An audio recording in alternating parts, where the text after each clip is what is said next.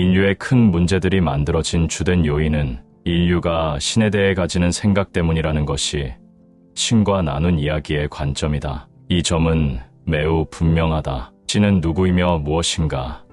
신은 무엇을 원하는가? 신이 원하는 것을 우리가 주지 않으면 어떻게 되는가? 또 주면 어떻게 되는가? 이것들이 지구 위에서의 삶과 무슨 관련이 있는지 우리는 다만 알지 못한다. 우리는 이 모두를 알아내기 위해 수천 년간 노력해왔지만 오늘날에는 노자, 마하비라, 붓다, 모세, 예수, 무함마드, 바하올라, 조지프 스미스의 시대보다 더 해답에서 멀어진 것 같다. 이들이 제각기 자신의 해답을 우리에게 가져다 준 이래로 우리는 오랫동안 이 질문에 대한 어떤 일치나 합의에도 이를 수 없었다. 그 이유 때문에 오늘날 세계는 스스로를 정치적으로 다스릴 수 없고 경제적으로 먹여 살릴 수 없으며 생태적으로 지속시킬 수 없고 교육적으로 개선시킬 수 없고 사회적으로 통합할 수 없고 영적으로 진화할 수 없는 상황에 처해 있다. 우리는 부족함과 고통, 분노와 폭력, 살인과 전쟁으로 가득한 행성 위에 살고 있다. 슬픈 듯 머리를 가로저으며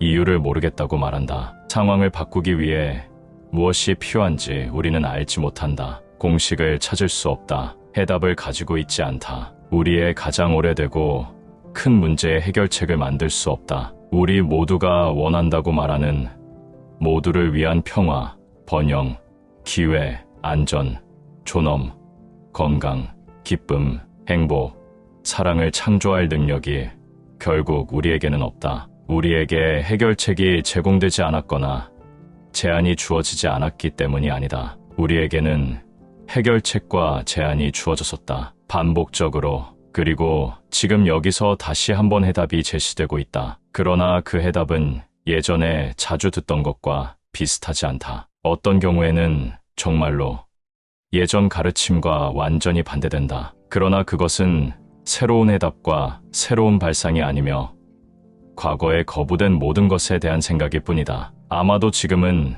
그 생각의 거부를 제고해야 할 때일 것이다. 그 거부를 거부해야 할 때일 것이다. 아마도 지금은 그 생각들을 새롭게 살펴봐야 할 때일 것이다. 우리가 확고히 받아들인 가르침들, 수정과 개조, 고치기를 단호히 거부해온 가르침들이 약속한 것들을 만드는데 완전히 실패했다는 점을 고려하면 그렇다. 아마도 지금은 신에 대한 우리의 예전 개념을 확장하고 신에 대한 훨씬 더 정교한 이야기를 만들 차례인지 생각해야 할 때일 것이다. 그러나 신에 대한 개념이 왜 그렇게 중요한가?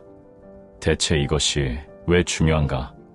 앞에서도 말했지만 다시 말하겠다. 신에 대한 생각과 개념이 우리 자신과 삶에 대한 생각과 개념을 만들기 때문이다. 하나에서 나머지 하나가 나온다. 이미 언급한 것처럼 이것은 사실이다. 신을 전혀 믿지 않는 사람의 삶에서도 사실이다. 어느 국가의 법률과 관행, 사회적 명령과 관습이든 다만 살펴보라. 그중 얼마나 많은 내용이 신이 원하는 것이 무엇인지에 대해 시민들이 진실이라고 믿는 것에 뿌리를 내리며 기초를 두고 있는지 보라. 위기, 폭력, 살인, 전쟁을 만들어내는 신에 대한 5가지 오류가 있다. 첫째, 신이 무엇인가를 필요로 한다는 생각. 둘째, 신이 필요한 것을 얻는데 실패할 수 있다는 생각. 셋째, 신에게 필요한 것을 당신이 주지 않았기에 신이 자기에게서 당신을 분리시켰다는 생각. 넷째,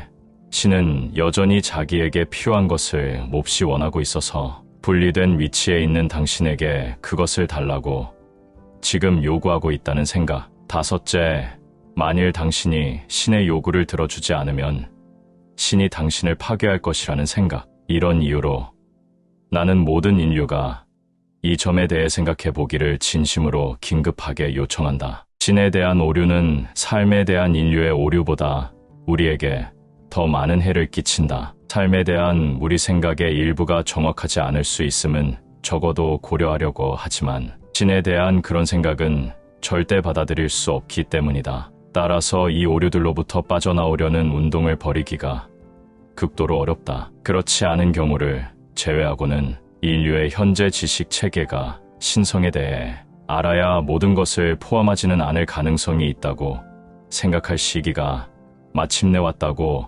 판단하는 경우는 예외이다. 신에 대해 없어진 자료가 있거나 오해한 것이 있을 수 있음을 우리는 인정할 수 있는가? 이것은 정말로 중요한 질문이다. 우리가 신에 대해 오해한 것이 조금이라도 있는가? 이것은 신을 믿는 사람들 대부분이 묻기를 극도로 꺼려온 질문이다. 사실상 금기이다. 신을 믿는 사람들 대다수가 신에 대해 올바른 해답을 가지고 있다고 믿기 때문에 특정 방식으로 신을 믿어야 한다고 말할 것이기 때문이다. 만일 이런 방식으로, 즉 그들의 방식으로 신을 믿지 않으면 당신은 신을 전혀 믿지 않는 셈이다. 하지만 신에 대한 일부 원시적 개념에 따르면 바로 그 이유 때문에 신이 당신을 벌할 것이다. 물론 그런 교리와 논리의 신을 받아들이지 않음에도 불구하고 신성에 대한 자각과 체험을 현실 속에서 하는 수백만 명의 사람들이 있다. 하지만 압도적으로 많은 대다수의 사람들은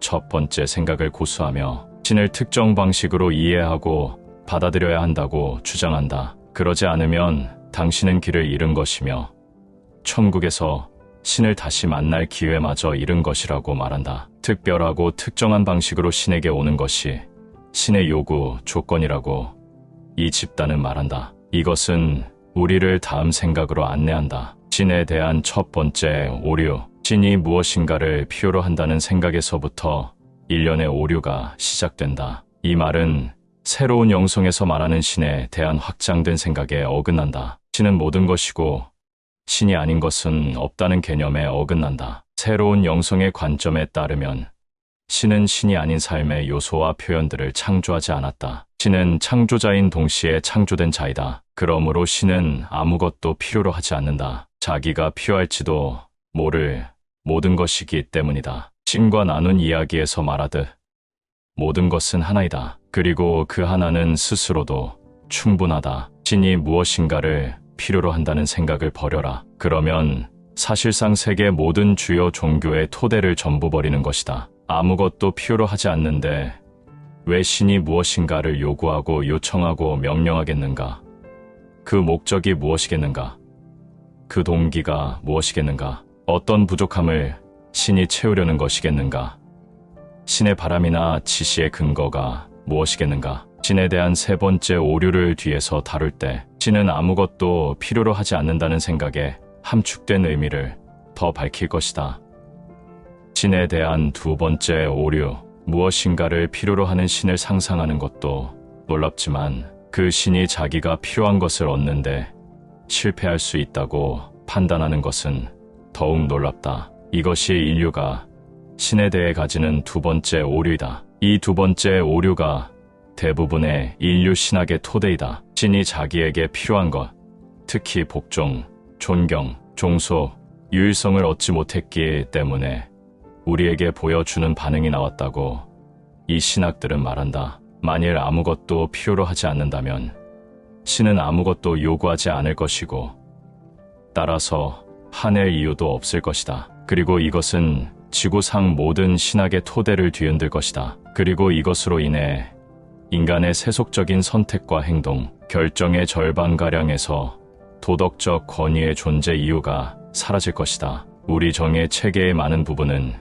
신이 필요한 것을 얻지 못했을 때 보일 반응을 도덕적 권위로 이용한다. 우리의 정치적 결정도 마찬가지다. 앞에서 언급한 미국 내 동성 간 결혼에 대한 논란, 근친상간이나 강간시의 낙태를 둘러싼 정치적 싸움에 주목하라. 사회적 선택 또한 그렇다. 너무 많아서 다 나열하기 힘든 선택들이 그 근거로 삼는 내용이 바로 신을 화나게 만드는 행동이라고 종교가 말하는 가르침이다.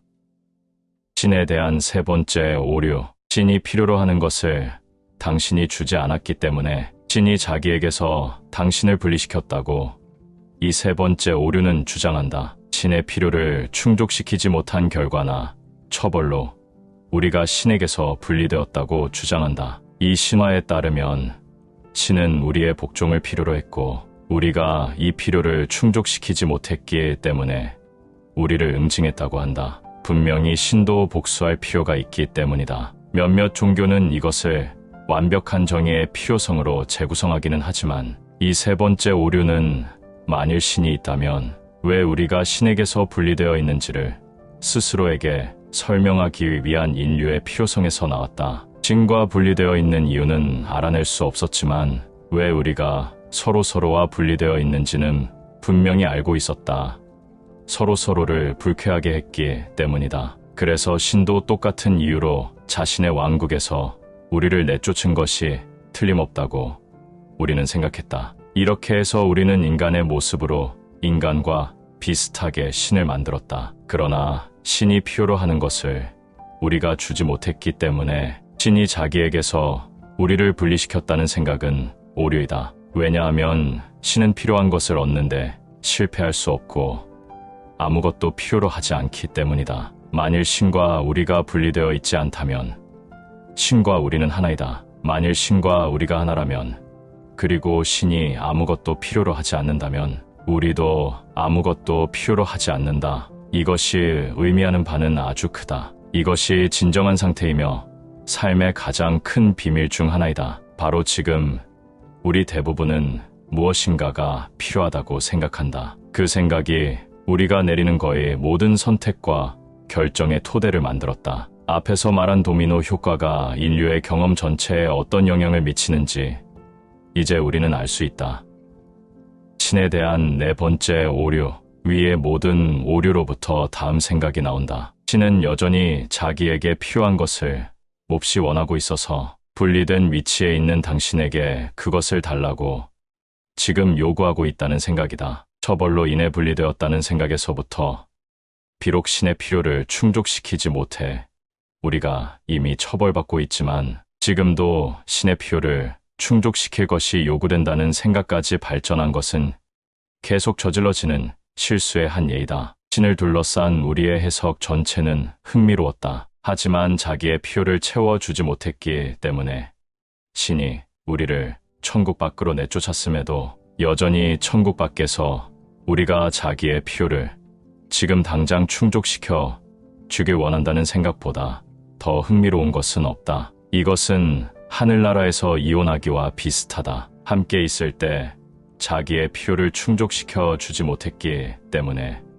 우리를 분리시켰음에도 불구하고 신은 우리에게 자기가 필요로 하는 것을 공급해 줄 것을 요청한다. 이것은 마치 지금 우리에게 영적 배우자, 부양 의무가 요구되는 것과 같다. 우리는 우리 혹은 우리의 영적 부모가 천국에서 하지 않았던 일을 지상에서 하려고 한다. 즉, 신에게 복종하고, 신을 공경하고, 신을 기쁘게 하고, 절대 신을 불쾌하게 하지 않으며, 신에게 돌아가는 하나이고, 유일하고 올바른 길을 찾아 그 길만을 이용하려 한다. 만일 이렇게 하면, 신은 자기가 내쫓은 장소로 다시 돌아오는 우리를 받아들일 것이다. 한편, 신이 지금 명령하는 대로 우리가 하지 않는다면, 신에게서 버려질 것이라고 무의식적으로 생각한다.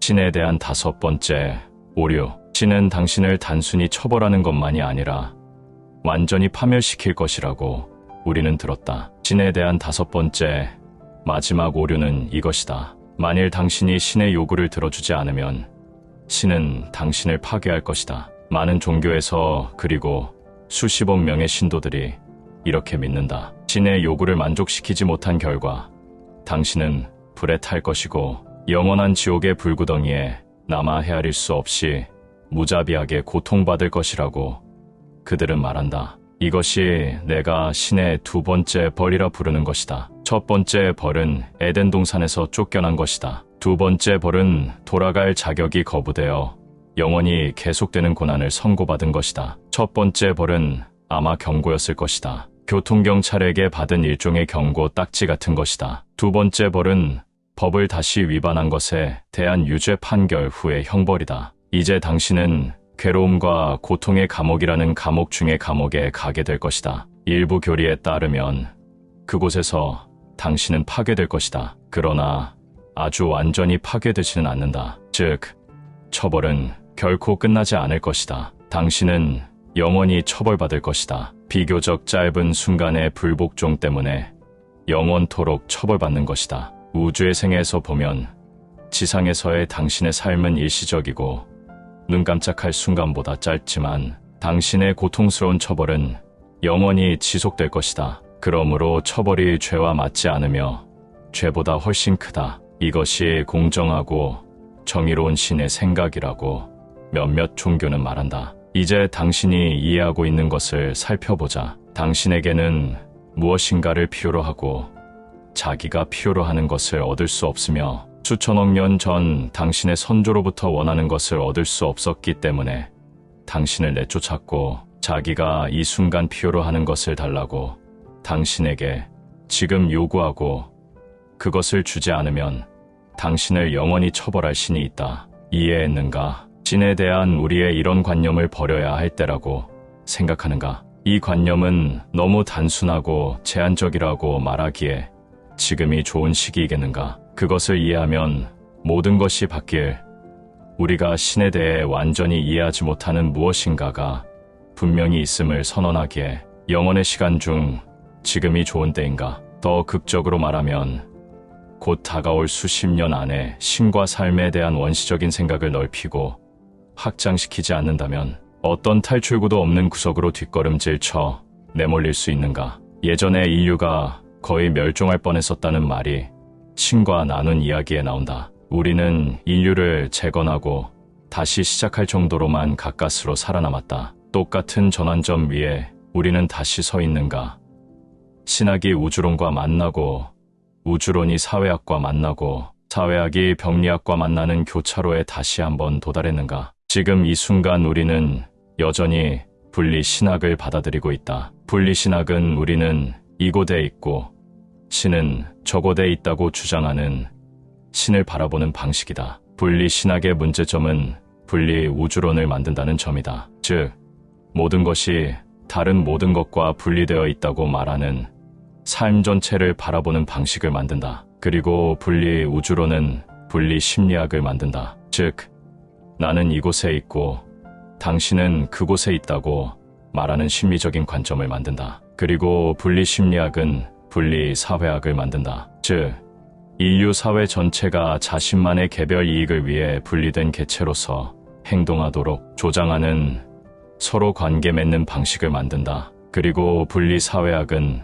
분리병리학을 만든다. 즉, 개인적, 집단적으로 우리 자신의 손으로 고통과 갈등, 폭력, 죽음을 만드는 자기 파괴라는 병적 행동을 만든다. 이것은 인류 역사를 통해 지구 여러 곳곳에서 입증된다. 분리신학이 하나됨의 신학으로 대체될 때에만 우리의 병은 치유될 것이다. 우리는 신과 구분되어 있지만 신에게서 분리되어 있지는 않다. 앞에서 설명한 예를 다시 들면 우리의 손가락은 구분되어 있지만 손에서 분리되어 있지 않은 것과 마찬가지다. 모든 삶은 하나라는 점을 이해해야 한다. 이것이 첫 걸음이다. 출발점이다. 이것이 지금의 상황을 끝내기 위한 시작이다. 새로운 창조의 시작이며 새로운 내일의 시작이다. 이것이 인류의 새로운 문화 속 이야기이다. 하나됨은 삶의 특징이 아니다. 삶이 하나됨의 특징이다. 삶이 하나됨 자체의 표현이다. 신이 삶 자체의 표현이다. 신과 삶은 하나이다. 당신은 삶의 일부이다. 당신은 삶의 바깥에 있지 않고 그럴 수 없다. 그러므로 당신은 신의 일부이다. 이것은 원이다. 이것은 깨질 수 없다.